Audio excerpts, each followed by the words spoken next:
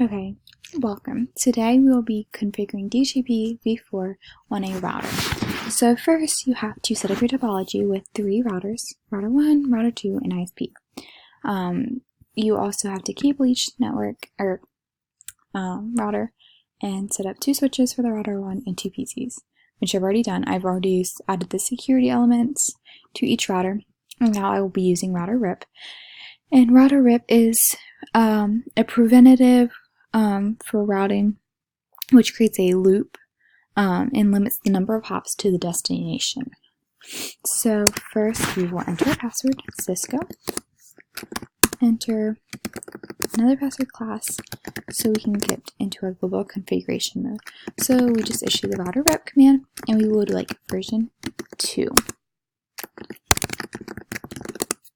Next, we will just select the networks that we would like to use. So we want network 192.168.0.0. We would like a second network of 192.168.0.1.0. And a third network that we will use will be 192.168.2.252. Now we will issue the no auto summary command, and this command just enables the egroup, and it's just used with major networks and supporting these networks. So now that it's done, we can just exit out of that. We can end this, and now we can copy our running configuration into our startup configuration file. So now we can just go into our R2. We can do the same thing, our router rip version 2. We will set up our network again. This will be the last network that we used on router 1, so this will be 192.168.2.252. And now we just issue the default information origin. And what this does is this generates external route for the router, and it does that to the OSPF. So now that's done, we can exit, end this, copy our running configuration to our startup configuration. So that is done. Now we can go to ISP. Same thing, Cisco, enable class config T.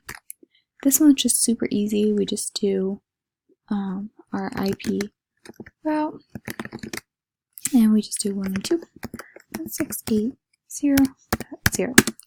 So that was our first network, our default mask of 252. And last but not least, our default gateway.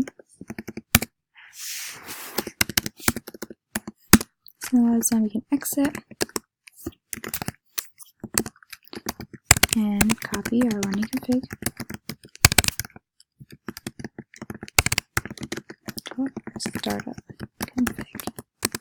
One thing else we need to do on our router 2 is do the IP route. So we will go back into our router RIP.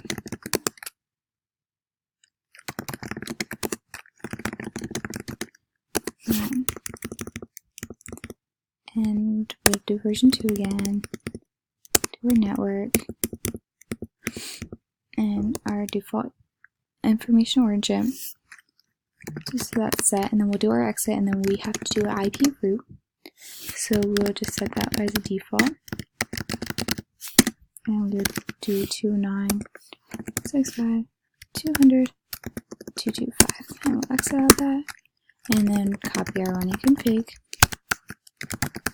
to our startup config.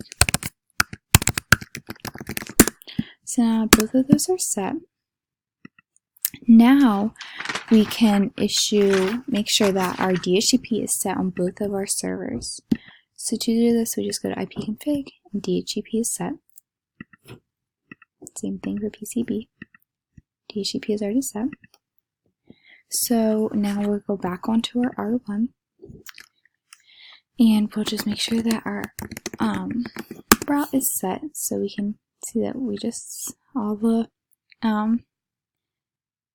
things that we just set are definitely set for each gigabyte Ethernet and their serials and everything, so that's set.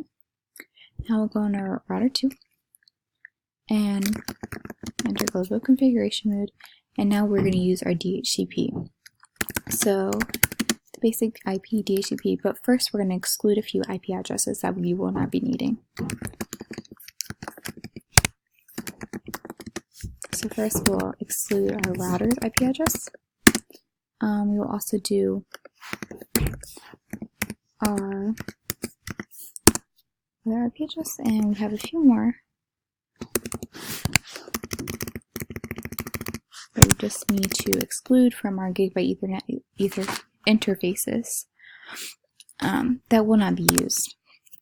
So now that's all set, we will now issue the IP DHCP pool R1G0 command. So this creates our DHCP. So now we create the network for our DHCP would be 192.168.0.0, which we've already been using with the default mask. So now that is set, we'll just create our default router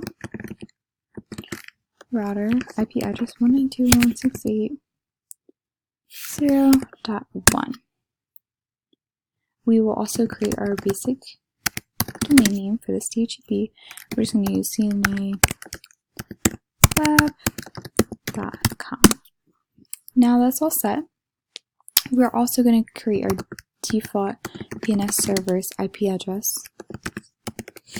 and 200.225, which is also our serial interfaces 001's IP address. So now we'll just exit out of that. Now what we have to do is use our Gigabyte Ethernet 01 and create a second DHCP pool. So in order to do this, we'll just do R1G1, which is the same thing but a 1 after the G. So then we create another network 192.168.1.0 and our default subnet mask. So now that is set, we are going to create our default router IP address, and that will be 192.168.1.1. Now that is all set, we're going to create another domain name for this DHCP, and that will be again cnalab.com. So now we're just going to set the lease for 2 days. You don't really have to do this, but we are just for the sake. So now we're going to go on to our router 1, and we're going to configure DHCP with a relay agent so that for our next step we can just issue all the show commands. So first we have to enter global configuration mode, which is done, and then we will go into our interface Gigabyte 00. And we're just going to use the IP helper address, which acts as a middleman in between our two devices. So it's a device that is a middleman. And that will just have an IP address of 192.168.2.254. And now we'll have to do the same thing, but on the Gigabyte Ethernet 01. So we can go back up, and we can just copy that and exit right out of that.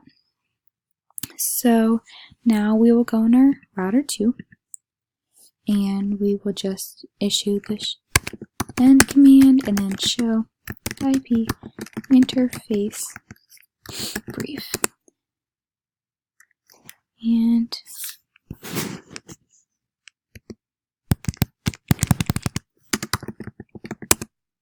now that is set, so we know this is administratively down because we did not use it. Administratively down because we set that. we set our IP addresses for our serials, and everything looks good. So now we can go into our PC and just make sure that we can issue the ipconfig all command. And that works. So we have our link local, but we have our IP addresses set, and our subnet mask set, and that was just from our DHCP. So we have our DHCP server here, and everything is all set up. There's zeros and everything. So we'll just make sure that the PCB can see that too. ipconfig all. Yep, and that one's perfect too. So we have successfully used DHCP v4 on our router.